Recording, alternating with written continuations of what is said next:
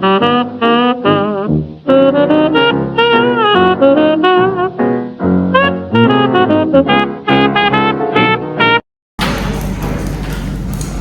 sahabat ekonomi, kembali lagi di podcast Ngobrol Ekonomi. Hari ini kita mau bahas teori yang selanjutnya, tetap di ngobrol-ngobrol tentang ekonomi. Tanpa pusing, hari ini tuh kita mau ngebahas tentang supply side ekonomi. Tenang aja, kita hari ini mulainya dari yang paling dasar dulu ya. Jadi aman banget kalau misalkan kita mau belajar tentang ekonomi dari supply side. Sekarang aku udah bawa teman-teman, yaitu ada Mas Rian. Halo, semuanya.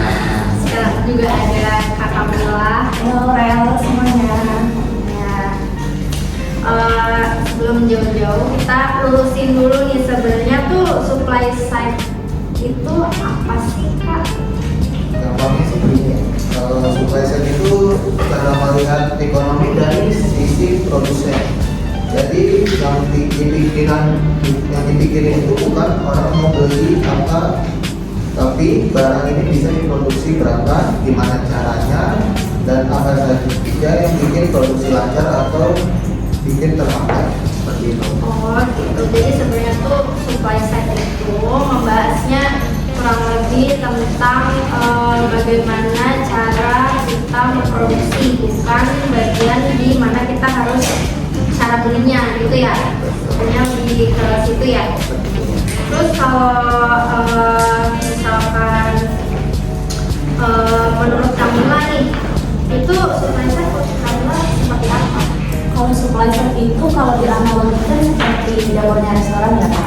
Jadi kita lihat dulu nih bahan bakunya tuh ada apa enggak, terus habis itu alat yang digunakan bagus atau enggak, terus kopinya juga kita lihat juga nih dia digaji layak atau enggak. Nah kalau seumpamanya semuanya dapat beres, otomatis banyak dong keluar makanan yang laku gitu, seperti itu sih dalamnya supply side itu. Iya, jadi lebih membahas ke bagian produksinya ya. Iya.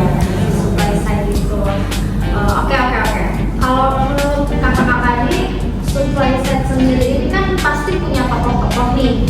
Kira-kira menurut kalian atau Kamila itu tokoh yang paling terkenal di supply side itu siapa ya? Kalau yang paling terkenal di supply side itu si kalkulator ya, dia terkenal banget dengan kalkulatornya. Intinya pajak itu kalau ketinggian itu pasti bikin orang males buat usaha, terus buat mana juga bekerja. Nah ujung-ujungnya malahan pendapatan negara itu bisa turun rel, jadi begitu. Jadi sebenarnya pajak tinggi itu belum tentu menaikkan sebuah pendapatan di negara tersebut ya sebenarnya ya. Betul, selain lapor itu ada juga Robin Hood. Dia percaya kalau pajak diturunin dan iklim usaha dibuat nyaman, investor bakal masuk, produksi naik, dan ekonomi juga ikut tumbuh. Oke. Jadi sebenarnya supply side ini tuh mikirnya membuat produsennya tuh seneng dulu, Ya. terus nanti efeknya baru menyebar kemana-mana gitu ya. Oke.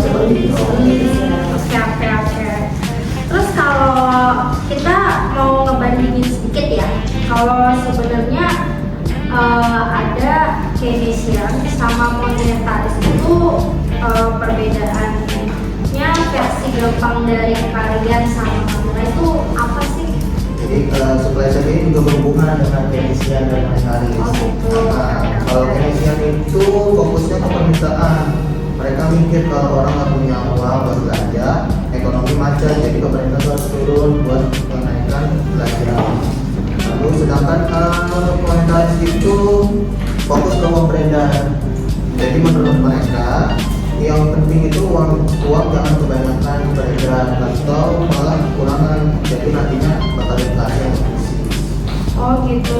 Kalau misalkan si supply side ini posisinya di mana antara si Keynesian sama si monetaris itu? Kalau supply side itu beda lagi ya, Rel. Mereka bilang percuma kalau kita mau belanja tapi barangnya nggak ada. Jadi begitu. Jadi itu yang diperbaiki di supply side itu yang kita dari dulu itu pasti produksi dan insentif usahanya dulu baru bisa begitu. Oke. Jadi kurang lebih tidak akan adanya pembelian bila tidak ada sebuah produksi. Oke. Kalau sebenarnya kita mau ngomongin soal pemotongan pajak. Nah, kalau menurut si supply side ini, apa kritiknya buat program pemotongan pajak? Kalau pemotongan pajak, masalahnya supply side itu nggak otomatis kayak pajak diturunin itu juga nggak otomatis bikin negara kaya. Jadi kalau ekonominya belum siap, yang ada malahan pendapatan negara itu bisa turun dan bisa mengalami defisit anggaran lagi. Jadi nggak bisa langsung asal-asalan pajak di supply side itu.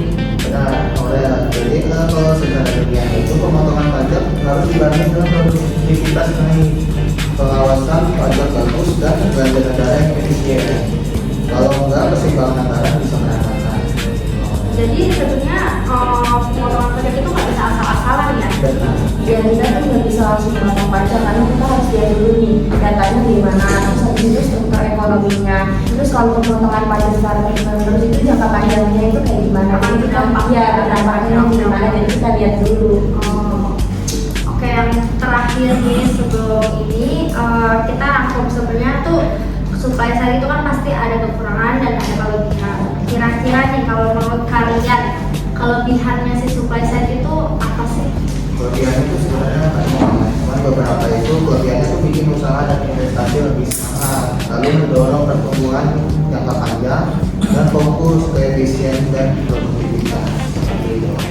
Berarti supply side ini kelebihannya adalah membuat si masyarakat ini jadi lebih semangat untuk menabung kali ya, atau investasi gitu. Kayak sekarang kan emas juga lagi naik, orang-orang jadi pakai juga gitu. Kalau misalkan kelemahannya kira-kira apa sih Kamila? Kalau kelemahannya di supply side itu banyak ya, tapi kurang lebihnya kayak manfaatnya itu nggak langsung dirasain oleh semua orang. Terus habis itu ada juga yang kayak kesenjangan ekonomi itu bisa bikin kesenjangan ekonomi. Terus ada juga kalau resiko defisit anggaran kalau pajak diturunin tanpa kontrol itu juga bisa mengalami. Jadi itu kelemahannya di supply side. Oke.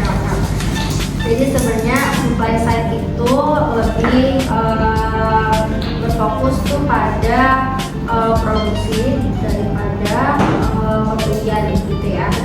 Jadi sebenarnya supply side itu bukan sebuah teori yang salah, tapi juga bukan solusi instan. Jadi harus dipakai bersama-sama dengan kebijakan lainnya dan disesuaikan sama kondisi ekonomi yang ada di negara tersebut gitu ya. Oke. Nggak kerasa banget kita udah di penghujung acara kita hari ini. Sebelumnya terima kasih Kamila, Karian udah mau bergabung dan membahas teori ekonomi tentang supply side ini. Kalau gitu, terima kasih buat sobat-sobat ekonomi yang sudah mendengarkan kita sampai akhir. Aku Aurel, pamit undur diri. Sampai bertemu di episode Ngobrol Ekonomi selanjutnya. Bye-bye.